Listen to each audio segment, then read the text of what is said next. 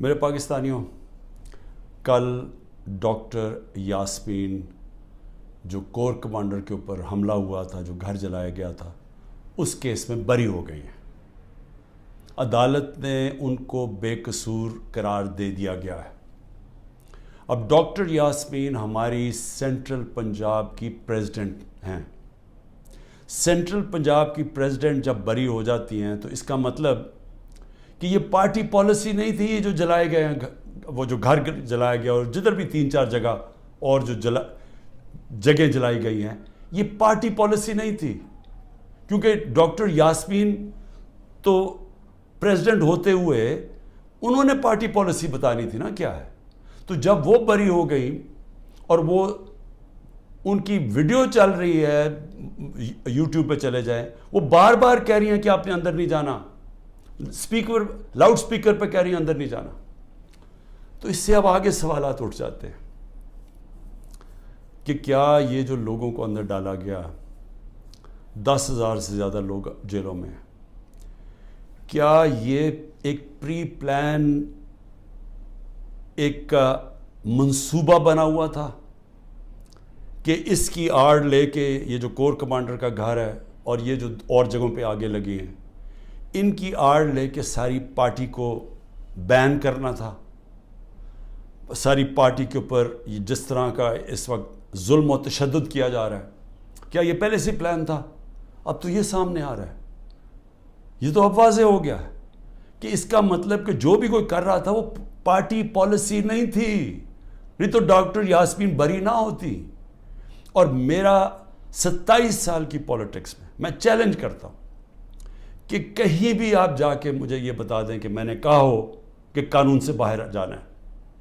پرامن احتجاج، دھرنا کرنا، لانگ مارچ کرنا، جب تک وہ پرامن رہے، یہ ہمارا حق ہے، یہ میرا آئین، میری کانسٹیٹیوشن مجھے یہ حق دیتی ہے اور یہ سب کو پاکستانیوں کو دیتی ہے۔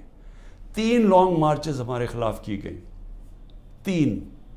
بتائیں کتنی FIR کٹی، کتنے لوگوں کو کتنوں کے گھروں میں گھس کے ان کے دروازے توڑ کے اندر جا کے لوگوں کو جیلوں میں ڈالا گیا، کتنوں کی مار پٹائی کی گئی، کتنوں کے اوپر ٹیئر گیسنگ کی گئی۔ اور مجھے یہ بتائیں کہ اب جو ہمارے لوگوں کو اندر ڈالا ہوا ہے، کیا کوئی اس کے اوپر انڈیپینڈنٹ انکوائری ہوگی یا نہیں ہوگی؟ دیکھیں، یہ ہو ہی نہیں سکتا، یہ دنیا کا قانون نہیں ہے کہ آپ ہی جج کریں، آپ ہی فیصلہ کریں سزا اور آپ سزا دے دیں، جج، جیوری، ایکسیکیوشنر۔ یہ تو دنیا میں کہیں بھی نہیں ہوتا۔ ہمیشہ جب کوئی انسیڈنٹ ہوتا ہے انڈیپینڈنٹ انکوائری ہوتی ہے۔ اور میں بار بار، میں جب سے جیل سے نکلا ہوں، میں نے چیف جسٹس کے سامنے مذمت کی اور میں نے تب بھی کہا کہ یہ ہماری کبھی پالیسی نہیں رہی۔ جو پارٹی الیکشن چاہ رہی ہے وہ انتشار نہیں چاہتی، کیونکہ انتشار تو وہ چاہ رہے ہیں جو الیکشن سے بھاگ رہے ہیں، اور یہ جو بھاگ رہے تھے الیکشن سے، یہ ساروں کی مل کے سازش تھی۔ دیکھیں، اب پیچھے جائے نا، میں بیل پہ تھا، میں ہائی کورٹ کے اندر بیٹھا ہوا ہوں، مجھے کوئی میرے پر چارج بھی نہیں تھا۔ اسلام آباد جانے سے پہلے میں نے یہ کہا کہ اگر کوئی وارنٹ نکلی تو میرے سامنے رکھے، میں چپ کر کے ایکسیپٹ کر کے آپ مجھے جیل میں لے جائیں۔ یہ میں کہہ کے نکلا تھا۔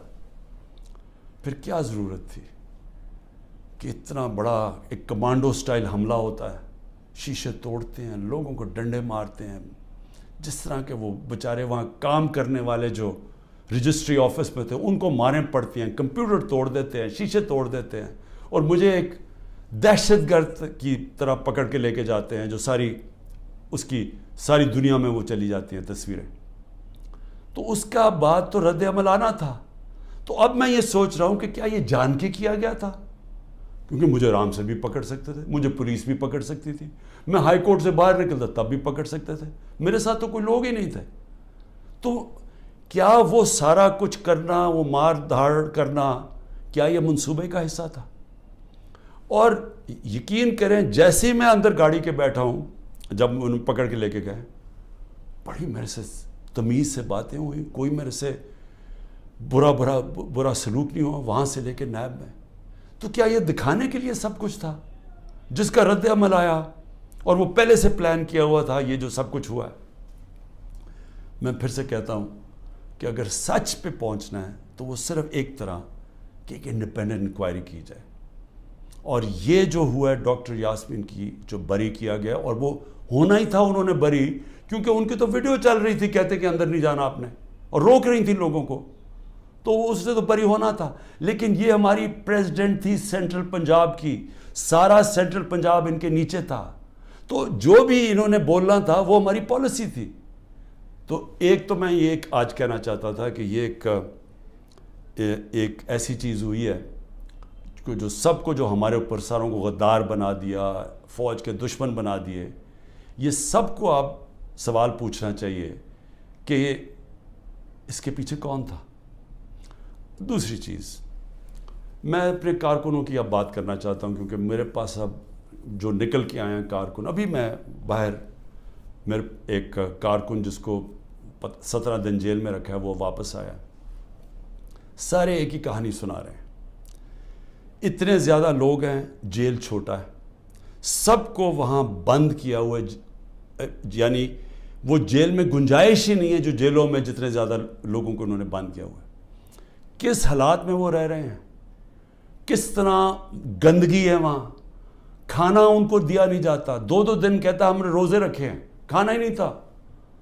اور پھر ان سے جو سلوک کیا گیا, یعنی ایسے رکھا گیا, یہ پولیٹیکل ورکرز ہے, انہوں نے کوئی کرائم نہیں کی, ان کی ابھی تو کرائم ثابت ہی نہیں ہوئی, اور پھر وہ بتاتے ہیں ہم جاتے تھے ادھر عدالت میں, وہاں سے نکلتے تھے دوسرے کیس پہ اندر ڈال دیا. اب یہ جو آدمی نکلا ہے, یہ صرف یہ کوئی 40 لوگ رہا ہوئے ہیں, 40 میں سے 7-8 نکلے ہیں, باقیوں کو پھر جیلوں میں ڈال دیا. تو یہ مجھے بتائیے کون سا قانون ہے آج پاکستان میں؟ میں یہ سوال پوچھتا ہوں کہ جو بھی آج حکمرانی کر رہے ہیں, کیا ان کو اندازہ ہے کہ یہ پاکستان کو کتنا نقصان پہنچایا جا رہا ہے؟ ٹھیک ہے, تحریک انصاف کو کمزور کیا جا رہا ہے, توڑا جا رہا ہے, لوگوں کو دھمکیاں دے کے چھڑوائی جا رہی ہے پارٹی, گھروں میں گھس جاتے ہیں, اگر وہ نہیں ملتے تو ان کے جاننے والے یعنی خاندان کے لوگوں کو پکڑ کے لے جاتے ہیں.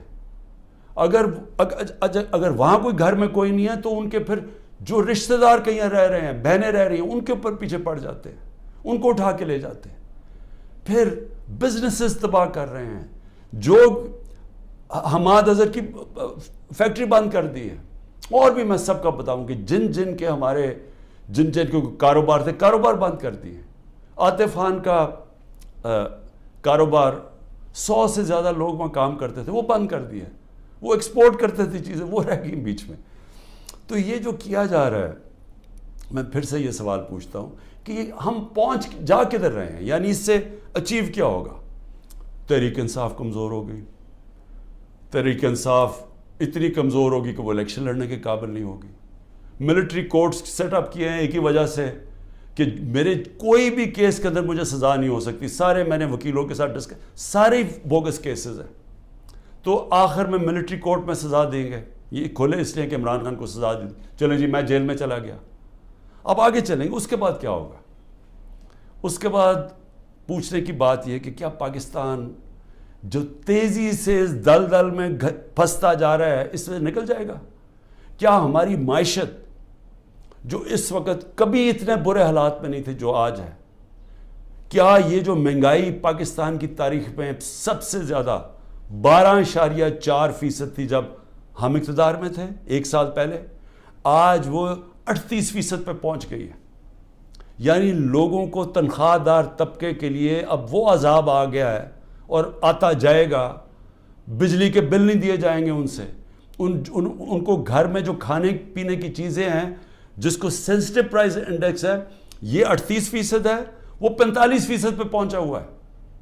یعنی جو گھر کی کھانے پینے کی چیزیں, جو عام کچن آئٹمز ہیں, جو بجلی وغیرہ ہے, تو کیا یہ ٹھیک ہو جائے گا اس سے؟ کیا مجھے کوئی یہ آج بتا دے کہ تحریک انصاف چلیں الیکشن بھی ہار گئی, کیا یہی لوگ آئیں گے نا واپس جو ابھی اقتدار میں بیٹھے ہوئے ہیں؟ تو انہوں نے تو 1 سال میں ملک کو تباہی بیڑا غرق کر کے رکھ دیا. یہ جو اب تو جو فیکٹس اور سٹیٹسٹکس ہیں, اعداد و شمار, یہ تو چھپتے نہیں ہیں. یہ تو آپ سیدھی طرح پاکستان کی وہ اکنامک سروے دیکھ لیں, اس میں تماشا دیکھ لیں کہ کیا ہوا ہے. کہاں 2 سال ایوریج औसत जो हमारी इकॉनमी बढ़ रही थी वो 6% थी। 6% का मतलब ये है कि पाकिस्तान की तारीख में ये वो 2 साल थे जिधर सबसे ज़्यादा माशत ऊपर जा रही थी। और मैं याद करा दूं, जो पिछली दौरों में जब ऐसे गई है तो अमेरिकी डॉलर आ रहे थे। अयूब खान के दौर में सीटो और सेंटो का पैक्ट था, हम उनके साथ मिले हुए थे, हमें डॉलर आ रहे थे। ज़िया-उल हक के दौर में हम अफगान जहाद का हिस्सा बने थे, तब भी डॉलर आ रहे थे। जनरल मुशर्रफ के दौर में 1-2 साल जो तरक्की हुई थी वो हम वॉर ऑन टेरर में उनके साथ मिले हुए थे, तब भी डॉलर आ रहे थे। ये बाहर से डॉलर्स आने के बगैर मुल्क में 6% औसत हमारी जो इकोनॉमिक ग्रोथ हुई, और ये एक शोबे में नहीं हुई। ज़राई जो हमने चेंजेस किए, जो इंसेंटिव्स दिए, 4.5%, 17 साल के बाद हमारी ज़राई ग्रोथ हुई। हमारी जो लार्ज स्केल मैन्युफैक्चरिंग थी, जो असल नौकरियां हैं, वो 17 साल के बाद वो इतनी तेज़ी से बढ़ रही थी, 10.4% पे। तो जो इंडस्ट्री भी बढ़ रही थी, हमारी ज़राअत भी, जो प्रोडक्शन सेंटर्स अब बढ़ रहे थे, पहली दफ़ा जोर लगाया था हमने आईटी के ऊपर, टेक्नोलॉजी के ऊपर, जो 75% उसकी एक्सपोर्ट्स बढ़ गई थी, और आगे उन्होंने और आगे जा रहा था। बैरून मुल्क से ओवरसीज पाकिस्तानी पैसा भेज रहे थे। रोशन डिजिटल अकाउंट में $5 अरब आ चुका था, और 1.5 साल के अंदर, और तेज़ी से बढ़ रहा था। यानी बैरून मुल्क पाकिस्तानियों का पैसा आना शुरू हो गया था। बड़े प्रोजेक्ट्स थे हमारे, जिस तरह वो रावी सिटी, इस तरह के बड़े प्रोजेक्ट्स में ओवरसीज़ पाकिस्तानी का हमने पैसा लेके आना था। क्योंकि अभी तो सिर्फ घरों में घर लेते हैं ना, वो ज़्यादा से ज़्यादा रियल एस्टेट में, लेकिन असल जो पैसा जब आप पूरा शहर बना रहे हैं, उसमें असल पैसा आना था, डॉलर्स आने थे पाकिस्तान में।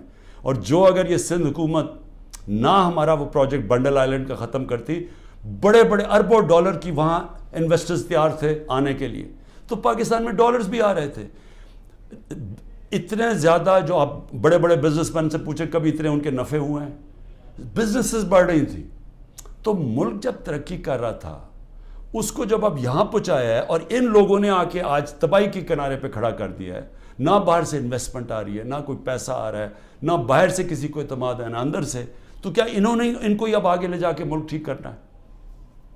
तो मेरा सवाल 2 और हैं कि मुल्क तो तब ठीक होगा जब रूल ऑफ लॉ होगा। जब तक मुल्क में कानून की हुक्मरानी नहीं आती, कभी भी इस मुल्क के अंदर खुशहाली नहीं आएगी, इन्वेस्टमेंट नहीं आएगी। तो ये तो हम दूसरी तरफ चले गए हैं। हमारी अदलिया ने एक बड़ा एक पहले हमेशा इक़्तिदार के साथ चलती थी।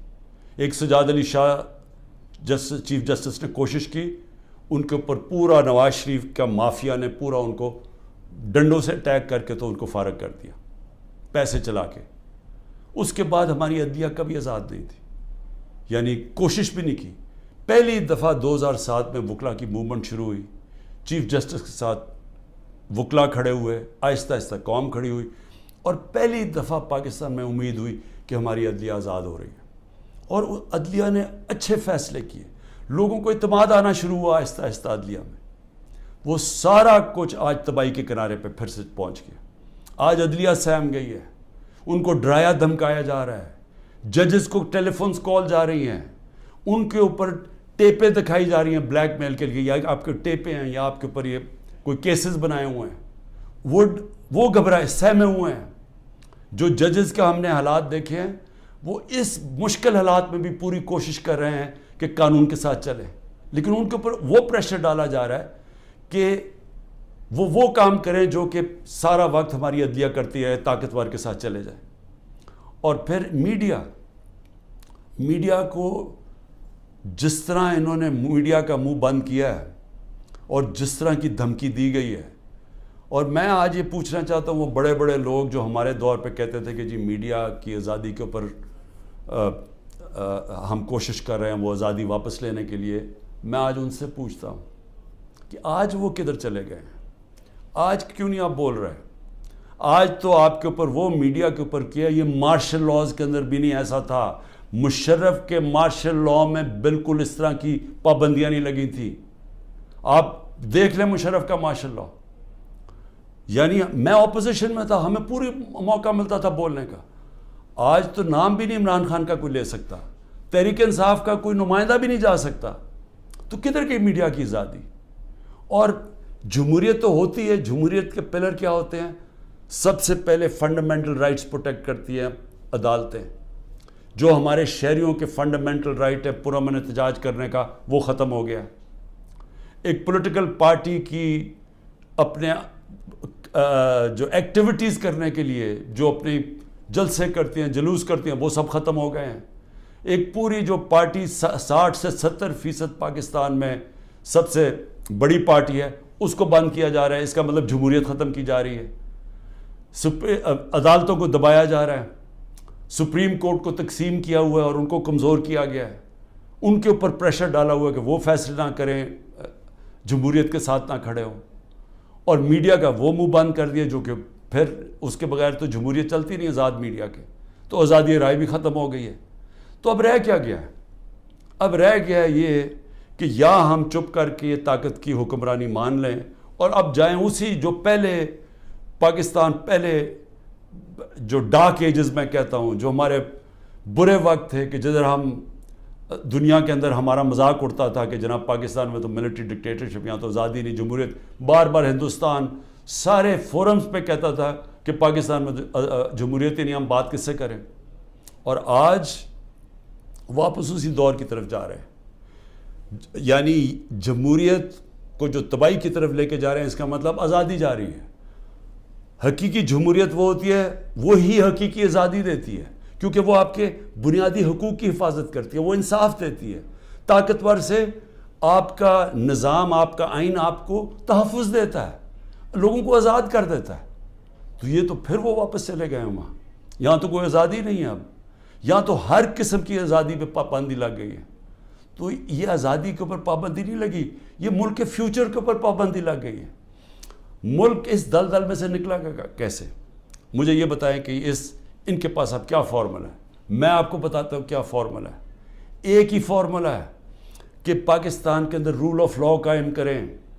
اس ملک کے اندر جب تک لوگوں کو, انویسٹرز کو, جو باہر سرمایہ کار ہیں, جو سب سے بڑی آپ کی طاقت اوورسیز پاکستانی ہیں, جب تک ان کو اعتماد نہیں ہوگا پاکستان کے جسٹس سسٹم پہ, انویسٹمنٹ نہیں آنے لگی اور سرمایہ کاری نہیں آئے گی, تو ہم تو ایسے کر کے بھیک مانگ کے کھڑے ہوں گے کہ جی کہیں سے کوئی ہمارا دوست ملک ہمیں پیسے ڈالرز دے دے. تو اصل تو ڈالرز آنے ہیں سرمایہ کاری سے. وہ تب آئیں گے جب ان کو اعتماد ہو پاکستان کے جسٹس سسٹم پہ. تو جب گورنمنٹ سپریم کورٹ اور آئین کے مطابق جو فیصلہ کرتا ہے کہ الیکشن ہونے ہیں 14 مئی کو, گورنمنٹ وہی نہیں مانتی, دھمکیاں دیتی ہے چیف جسٹس کو, اوپنلی کہتی ہے کہ ہم تمہارے فیصلے نہیں مانیں گے. تو اس ملک کے اندر کون اس ملک کے انصاف کے نظام کے اوپر اعتماد کرے گا؟ اور جو سرمایہ کار ہوتا ہے, جس نے محنت سے اپنا سرمایہ جمع کیا ہوتا ہے, وہ بہت گھبراتا ہے, بڑی جلدی گھبرا جاتا ہے. اس کو جب تک اعتماد نہیں ہوتا کہ میرا سرمایہ کو ایک ملک کا انصاف کا نظام تحفظ دے گا, میں جب بزنس کروں گا تو میرے پاس اگر فراڈ ہوا تو میرے پاس ایک جسٹس سسٹم ہے, وہ پروٹیکٹ کرے گا مجھے, وہ انویسٹمنٹ نہیں کرتا. الائن دبئی کے اندر یو اے میں, ابھی مجھے وہاں سے ایک خبر آئی کہ پچھلے 8 مہینے کے اندر پاکستانیوں نے الائن میں اتنی انویسٹمنٹ کی ہے جو کہ انہوں نے 10 سال میں پاکستانیوں نے نہیں وہاں کی تھی. تو پاکستان کا تو سرمایہ باہر جا رہا ہے, باہر سے چھوڑیں کہ سرمایہ پاکستان آنا ہے. لوگوں کو تو امید کھو بیٹھے ہیں, وہ اپنا سرمایہ بھی بھیج رہے ہیں, اور جو ہمارا ہیومن کیپٹل ہے, یعنی جو ہمارے پروفیشنز ہیں جن کو باہر نوکریاں مل سکتی ہیں, وہ چھوڑ کے جا رہے ہیں. تو آگے تو ہمارا امید ہی ختم ہو گئی ہے. تو یہ اگر سارا پلان ہے کہ کسی طرح یہ سب کچھ ہو رہا ہے تحریک انصاف کو ختم کرنے کے لیے, تو اس کے بعد آگے تو پلان بتائیں کہ ختم کر کے پھر کیا کرنا ہے. تو وہ تو کوئی نظر ہی نہیں آ رہا. ان کا تو کوئی روڈ میپ ہے نہ ان کے پاس تو ہوتا تو اب تک یہ ٹھیک کر چکے ہوتے ملک کو. تو یہ تو کسی کے نہ اسٹیبلشمنٹ کے پاس کوئی روڈ میپ ہے. تو یہ تو ہمیں اندھیرے میں لے کے جا رہے ہیں.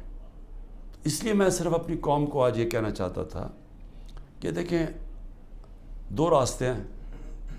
فیصلہ ہم نے کرنا ہے کہ کیا ہم نے یہ ایک جنگل کے قانون کی طرف جانا ہے اور تباہی کی طرف اور اندھیرے کی طرف، یا ہم نے ساری قوم نے جد و جہد کرنی ہے آزادی کی طرف، رول آف لاء کی طرف، کانسٹیٹیوشن کی طرف، حقیقی جمہوریت کی طرف اور خوشحالی کی طرف۔ یہ دو راستے اب آ گئے، اور میں یہ امید رکھتا ہوں کہ جس طرح میں کھڑا ہوں اور اینڈ تک جب تک زندہ ہوں کھڑا رہوں گا، آپ نے بھی اس ملک کی حقیقی آزادی کے لیے کھڑے رہنا ہے۔ شکریہ۔